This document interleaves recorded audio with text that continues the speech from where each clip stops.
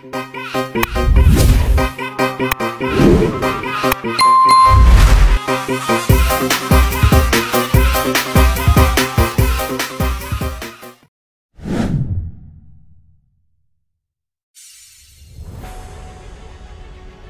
kepikiran nggak, ada satu benda di alam yang bisa jadi pahlawan super sekaligus penjahat super? Benda ini nggak cuma sekadar mineral biasa. Dia punya kekuatan yang bisa mengubah dunia, baik ke arah yang luar biasa atau sebaliknya, jadi bencana besar. Bayangin uranium bisa menerangi kota bertahun-tahun tanpa henti, bikin lampu-lampu tetap menyala, pabrik tetap beroperasi, dan kehidupan berjalan lancar. Tapi di sisi lain, uranium juga bisa bikin kota itu berubah jadi kota hantu, kosong, dan ditinggalkan karena radiasi. Namanya uranium. Lo mungkin sering dengar uranium di film-film aksi, berita perang, atau dokumenter tentang bencana nuklir. Tapi faktanya, uranium itu lebih dekat sama hidup kita dari yang lo kira. Tanpa sadar, kita mungkin udah menikmati manfaatnya setiap hari. Segenggam kecil uranium yang diolah punya energi setara jutaan liter bensin. Bayangin, satu bongkah kecil bisa menggantikan ribuan truk tangki bahan bakar. Efisiensinya luar biasa, dan ini yang bikin uranium jadi incaran banyak negara. Potensinya buat jadi sumber energi bersih masa depan gede banget. Kalau dimanfaatkan dengan benar, uranium bisa bantu kita lepas dari ketergantungan pada energi fosil yang polutif. Tapi, kekuatan besar selalu datang dengan risiko besar. Uranium juga punya sisi gelap yang nggak bisa diabaikan. Mulai dari limbah radioaktif sampai potensi disalahgunakan untuk senjata. Uranium itu kayak pedang bermata dua, bisa membangun peradaban, bisa juga menghancurkan. Semua tergantung siapa yang mengendalikannya dan untuk tujuan apa. Sebelum ngejudge, kita harus kenalan dulu asal-usul, sifat, keistimewaan, dan red flag-nya. Kita perlu tahu sejarahnya, gimana uranium ditemukan, dan kenapa dia jadi begitu penting di dunia modern. Uranium nggak peduli siapa kita, dia cuma nurut sama hukum fisika. Sifatnya netral, tapi dampaknya bisa luar biasa. Tergantung gimana manusia memanfaatkannya. Kalau bisa dikendalikan, dia jadi teman terbaik. Kalau lengah, dia jadi musuh paling mematikan. Kita bakal bahas sejarah, manfaat, bahaya, sampai potensi Indonesia di dunia uranium. Siapa tahu Indonesia punya peran besar di masa depan energi dunia. Bukan buat jadi ahli nuklir, tapi biar kita paham risiko dan peluangnya. Dengan pengetahuan, kita bisa ambil keputusan yang lebih bijak soal masa depan energi. Siap? Yuk mulai petualangan di dunia uranium yang penuh paradoks ini. Siapa tahu, setelah ini, lo jadi lebih paham kenapa uranium disebut si paling berbahaya, sekaligus paling berguna.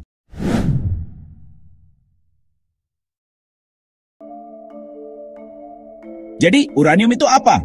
Kenapa benda ini bisa begitu penting dan juga menakutkan bagi banyak orang? Uranium adalah unsur kimia alami terberat di bumi, dengan simbol U dan nomor atom 942. Yang bikin uranium istimewa, dia bersifat radioaktif, artinya dia bisa memancarkan energi secara alami. Atom uranium itu nggak stabil. Setiap detik, atom-atomnya terus-menerus memancarkan energi lewat proses yang disebut peluruhan radioaktif. Proses ini bisa berlangsung selama jutaan tahun. Bayangin kayak popcorn di microwave, energi terpendam di dalamnya bisa meletup sendiri kapan saja. Tapi, bedanya, energi dari uranium jauh lebih besar dan berlangsung sangat lama. Radiasi dari uranium memang nggak kelihatan, nggak berbau, dan nggak terasa. Tapi dampaknya nyata dan bisa berbahaya kalau terpapar dalam jumlah besar atau waktu lama. Uranium sudah ada di kerak bumi sejak planet ini terbentuk. Unsur ini tercipta dari ledakan bintang supernova miliaran tahun lalu tersebar ke seluruh penjuru tata surya. Jadi, uranium itu sebenarnya fosil bintang, peninggalan dari peristiwa kosmik yang kini tersebar di bebatuan, tanah, bahkan air laut di sekitar kita. Kandungan uranium di alam sangat kecil, jadi biasanya nggak berbahaya buat manusia dalam kehidupan sehari-hari. Kita bahkan bisa menemukannya di tanah atau batuan biasa. Tapi, untuk dimanfaatkan sebagai energi, uranium harus ditambang dari tempat-tempat dengan konsentrasi tinggi. Mirip seperti proses menambang emas atau logam berharga lainnya. Setelah ditambang, uranium diolah menjadi yellow cake, bubuk kuning pekat, atau diubah menjadi pelet kecil yang sangat padat energi. Inilah bahan bakar utama reaktor nuklir yang bisa menghasilkan listrik untuk jutaan rumah. Dari batuan kuning sederhana hingga menjadi sumber energi luar biasa. Itulah perjalanan panjang uranium dari alam semesta ke kehidupan manusia modern.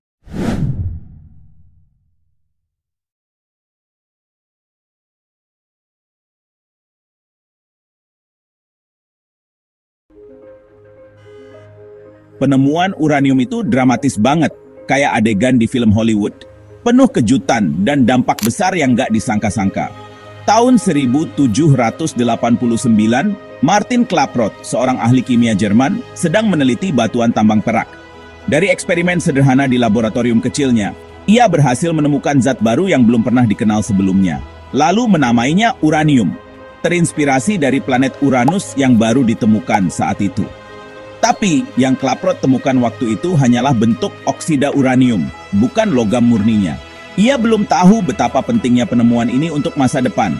Baru pada tahun 1841, Eugène Péligot, ilmuwan asal Prancis, berhasil memisahkan uranium murni dari senyawanya. Ini jadi langkah besar dalam dunia kimia. Awalnya uranium cuma dipakai buat pewarna kaca dan keramik. Ya, orang-orang belum sadar kalau zat ini punya potensi bahaya dan kekuatan luar biasa yang tersembunyi di dalamnya. Tahun 1896, Henri Becquerel, seorang ilmuwan di Paris, secara nggak sengaja menemukan fenomena aneh saat meneliti uranium. Ia melihat uranium bisa memancarkan energi misterius tanpa bantuan cahaya matahari. Uranium ternyata memancarkan energi tak kasat mata yang mampu menembus kertas hitam tebal. Inilah awal mula penemuan radioaktivitas. Penemuan ini langsung bikin heboh dunia sains. Para ilmuwan di seluruh dunia mulai berlomba-lomba meneliti lebih lanjut.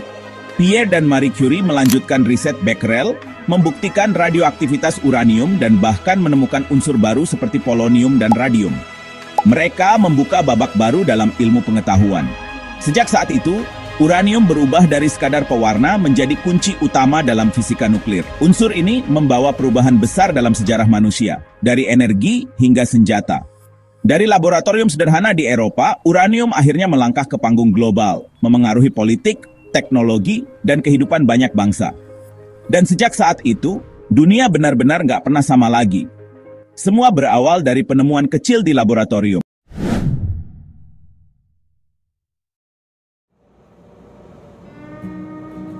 Sekarang manfaat uranium. Jawaban utamanya energi. Di reaktor nuklir, uranium mengalami fisi inti atomnya dibelah neutron, menghasilkan panas luar biasa. Panas ini mengubah air jadi uap, muter turbin, dan hasilnya listrik. Satu pelet uranium seukuran ujung jari bisa setara hampir 1 ton batu bara. Energi nuklir efisien, jejak karbonnya nyaris nol, dan nggak menghasilkan gas rumah kaca. Banyak negara pakai nuklir buat transisi ke energi bersih. Di dunia medis, isotop radioaktif dari uranium dipakai buat diagnosis dan terapi kanker. Industri pakai radiasi buat sterilisasi alat, pengawetan makanan, dan deteksi cacat struktur. Bahkan pertanian pakai radiasi buat bibit unggul. Jadi uranium diam-diam bikin hidup kita lebih modern dan sehat.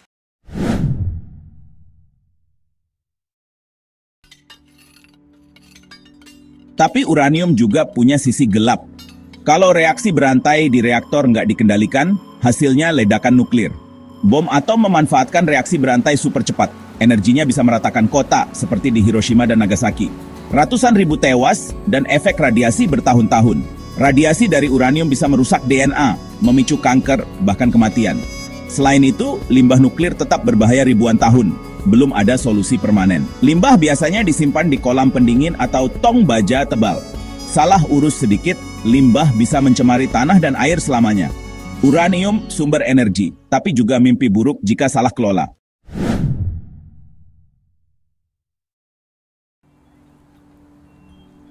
Dua bencana nuklir terbesar, Chernobyl dan Fukushima.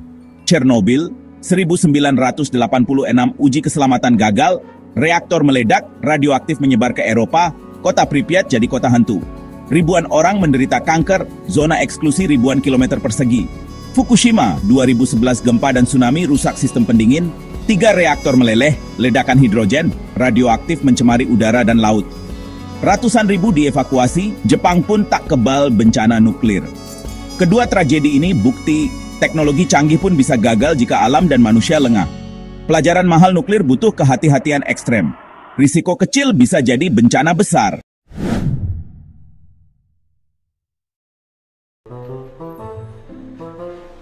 Siapa penguasa uranium dunia?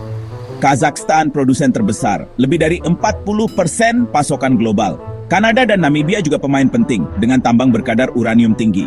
Australia punya cadangan terbesar, tapi produksinya dibatasi politik. Rusia, Niger, dan Uzbekistan juga masuk daftar.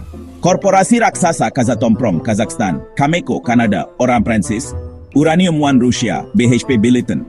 Mereka punya pengaruh politik dan ekonomi besar, mengatur harga dan pasokan dunia. Dinamika mereka menentukan masa depan energi dan keamanan global.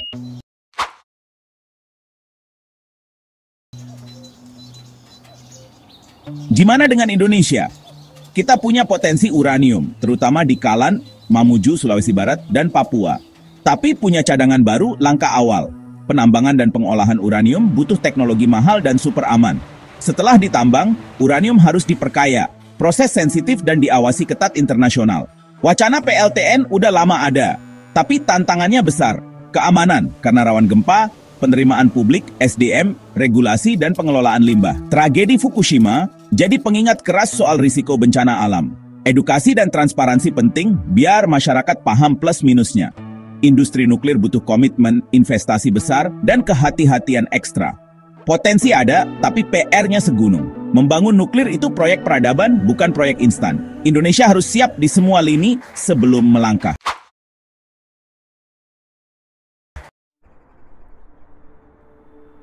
Setelah tahu dua sisi uranium, kita nggak bisa cuma pro atau anti nuklir. Menolak nuklir mentah-mentah berarti menutup solusi energi bersih. Tapi mendukung tanpa syarat juga bahaya. Sikap bijak kritis dan terinformasi. Dorong diskusi terbuka, tuntut standar keamanan tertinggi, dan solusi limbah konkret. Generasi kita harus aktif belajar, bukan cuma pasrah ke pemerintah. Keputusan soal nuklir berdampak langsung ke masa depan kita. Terus cari info, baca, tonton, dan pahami dari berbagai sudut pandang. Jadilah generasi melek nuklir, nggak gampang termakan hoax, tapi juga nggak naif. Teknologi itu netral.